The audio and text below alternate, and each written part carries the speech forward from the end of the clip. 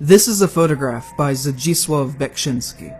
Over the course of a 50-year career in art, he would materialize dreams and nightmares onto canvas and celluloid, bring a global eye to Polish art, and would help to define modern heavy metal aesthetic. Born in 1929, his birthplace, Sanok, had one of the largest populations of Jewish people in all of Poland in the lead-up to World War II. Roughly 30% of the city, and in 1940, the Zaslav concentration camp was created just on the outskirts, and would remain functional for the next 3 years. In the aftermath of the war, Beksinski would begin to photograph the world that he saw around him during the Soviet occupation of his country. And it is undeniable that the horrors he experienced through his entire adolescence would later play a massive role in the mindset of his works that he would go on to create. Although not formally trained in art, in 1955 he would study architecture, and develop drafting skills through that would later help him in more than one way. Because as well as training his hand, he would also learn the history and symbolism of architecture that would allow him to make social commentary through his paintings. After finishing his education, he would return home to Sanok, and would design buses for a construction company called Autosan. But during this time, he would continue to experiment more with his photography, incorporating objects that he found at the construction site into the pictures that he took, and decided as a side project to his career that he would become a part-time photographer. And it was here, in 1957, that Beksinski immediately disrupted the art world with his earliest works of photography. The philosophical idea behind photography at the time was that of straight photography or pure photography, and the likes of artists such as Paul Strand, Edward Weston, and Ansel Adams, in which the objective of the photographer was to use the camera to create as sharp an image as possible of the subject, using light to demonstrate every natural texture available. This style was born out of a rejection of pictorialism, which was the reigning style of art photography in the early 1900s, wherein the photographer would try to capture life in a hazy, obscure way, similar to that of the Impressionist painters. Pure photography stood against this staged false idea of life that the pictorialists created within their work, and tried to present objects as they truly were, rather than how a romantic would see them. And so when Beksinski unveiled his photograph, Sadist's Corset, in 1957, there was an immediate backlash to its stylized, posed nature that rejected the traditional nude, facing the figure away from the camera, cropping out the head and legs in a very non-sexual, rigid, standing position. Photography critic Alfred Lagoki publicly criticized the photograph, saying that surrealist photography should not be acknowledged because of its direct interference with the photographed subject on the part of the photographer, that it didn't properly represent the subject as it really was, claiming that Beksinski's work was anti-photography. Beksinski then responded to this publicly in Photography magazine with an article titled "The Crisis of Photography and the Perspective to Overcome It," saying that the pervasive style of pure photography didn't allow for artistic expression, and that the medium should grant that to an artist to make an artistic statement if the artist wants to do that. And this philosophy is something that you can see in all of his early photographic works. The subjects are all manipulated, directed, and posed in very specific ways, and were always obscured in some fashion. An out-of-focus chair in the foreground segments the subject of Sadist's corset into pieces. Here mirrors disrupt the natural symmetry of the body, subjects are cropped, photographed as silhouettes, purposefully shown out of focus, and shadows make faces ambiguous and confusing to look at. By the time of the early 1960s, even though he was a renowned photographer, he quit working within the medium entirely and donated all of his photographs to the Historical Museum in Sanok, stating that he had nothing else to say through that art form, and that it limited his imagination. And even though Beksinski today is known entirely for his paintings, you can see here in his photographic works of the 1950s the formation of what would go on to be his trademark existential style. From the beginning of the 1960s to the mid-1980s, Beksinski would enter the era of his career that he would become most known for with the Fantastic series, which melded architecture, spiritualism, eroticism, war, and dream logic into a series of hellscape paintings. Every work of art created by Beksinski was untitled. He didn't like the concept of titling art because of the possibility of creating a misconstrued meaning or perceived interpretation of the work from the artist to the audience. He explained in a 2002 interview that in his opinion, interpretation is imposed by others. Speaking immodestly, paintings are to be admired or contemplated. Admired without asking what it means. If I had something to say, I would write it down or say it. I don't need painting for that. In fact, he didn't really like the concept of interpreting the work at all, and wanted the paintings to just stand on their own as paintings, and would even get upset with critics who tried to come up with a simple answer for what his work meant, saying also at one point that meaning is meaningless to me. I do not care for symbolism, and I paint what I paint without meditating on a story. So I'm not going to try and do that here, and offer up some grand thesis of what his body of work means as a whole. I think he is probably correct in saying that his work is so diverse, and that each individual painting is too complex for me or anyone else to do that well. But despite his wishes, I will go so far as to say that there are common similarities in many works from him that make it difficult for me to not think of his life and the political climate that he grew up in when viewing his paintings from this time. Almost every single one of this set feels like him confronting something very personal that he must have seen or experienced in his youth, as he also explores concepts that obviously captivated and haunted him. And so here I would like to take some time to discuss what I see as the most common themes within his work.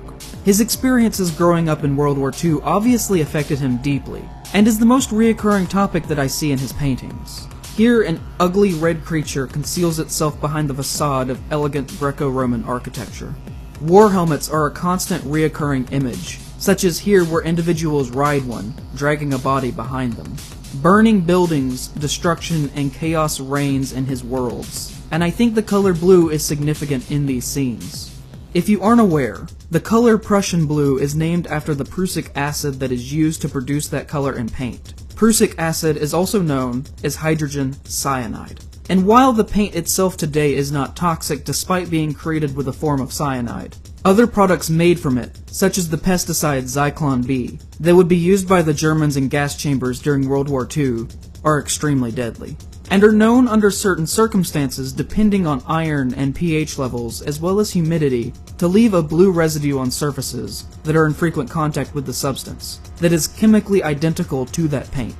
There are two paintings in particular that I believe Beksinski is referencing this in. Here, where a figure reminiscent of common depictions of death, shrouded in Prussian blue, watches as a train of carts covered in religious symbols carries emaciated figures away, who are packed together tightly. As well as here, where possibly the same figure hovers over a child in a cradle, while a man is eaten alive by birds behind him. The words, "In hoc signo vinces," is carved into the wall, a Latin phrase meaning, "In this sign thou shalt conquer." It is also relevant, I think, to note that this phrase was a common popular slogan used by the American Nazi Party. The human body is the subject of almost every Beksinski work, and like most themes within his work, they tend to blend together into one common core of nihilism.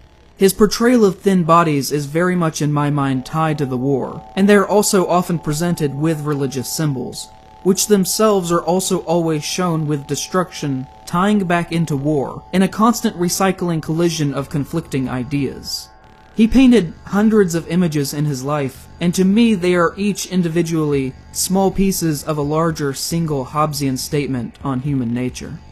The bodies of Beksinski's paintings are never normal, and are almost always blending into something else, stretching and obscuring the original form. Many bodies form a new creature, faces bloom into nature, buildings are constructed out of bodies, Notre Dame is made of flesh. Numbers are tattooed or carved into people, a man turns into a building, and a torso into a chair. With these last few possibly being a critique of the victims of the Germans being turned into household objects, such as soap or lampshades. Each person depicted is a parody of life, with the only common element being that they are always thinner than they should be. A corpse plays the violin, a ruined dancer poses, the faces shift this way and that way, until the argument could be made that they are no longer faces at all. They are usually cropped or segmented into pieces, positioned in almost natural ways, and yet somehow entirely unnatural at the same time.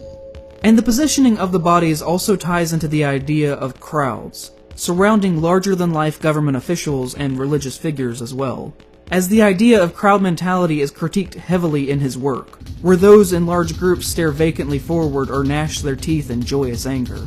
Here, a large group, probably representing death, wearing helmets block the way forward on a path, and here, a great head devours the masses. And on the religious side, a massive being hovers over the earth, with the symbol of religion in its front pocket. A cardinal appears with a diseased, rotting face. Graves litter the yard of Notre Dame, and many, many crosses rise up out of the destruction of war.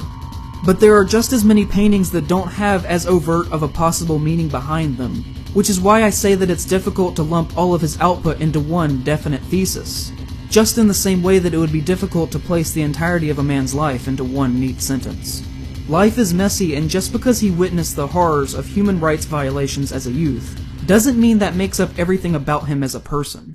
And there are many paintings like these that hum with mystery to me, and that is one of the things that I appreciate most about him, is that you can think you almost have him pinned down as an artist, and then you'll discover, for instance, that he created a set of sadistic erotic drawings that surprises you because they are totally unlike anything else that he ever worked on. The 1990s are personally my least favorite era of Beksinski's art, but I don't blame him for this. As with many creative people at the time, he became enamored with the new possibilities that digital art offered, and for a while he returned to photography, using new programs such as Photoshop to manipulate his photographs, as well as those taken by others, to create new images out of them. He said in this time that, "There's a certain refreshment of mind in this work, the view from a totally different perspective than at painting. Playing with these programs I can create artificial reality, at any angle, and figuratively photograph it, which would be the final result of creation." But the artificial reality of these works that he created in this time, to me, are not on the same level as what would have come before, in my opinion.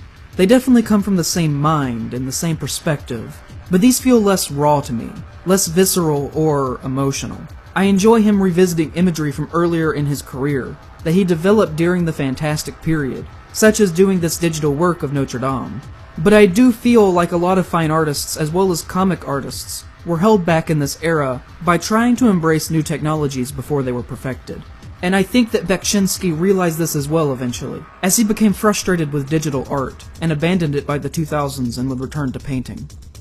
But unfortunately, this would not last for long, as on the 21st of February 2005, he entered an argument with a man named Robert, the son of his housekeeper, who wanted to borrow the equivalent of about $100. Beksinski refused, the argument became heated, and the two entered into an altercation, and Robert stabbed Beksinski 17 times, killing him, robbing him not only of his life, but the world also of more Beksinski paintings.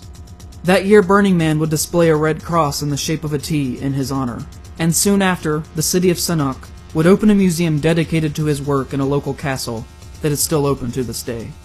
Beksinski is undeniably the symbol of the birth of modern Polish art, but I also believe that he stands as a symbol of a reaction to a very specific chaotic time in world history, from a perspective that lived through it and saw it unfold as it all horribly happened.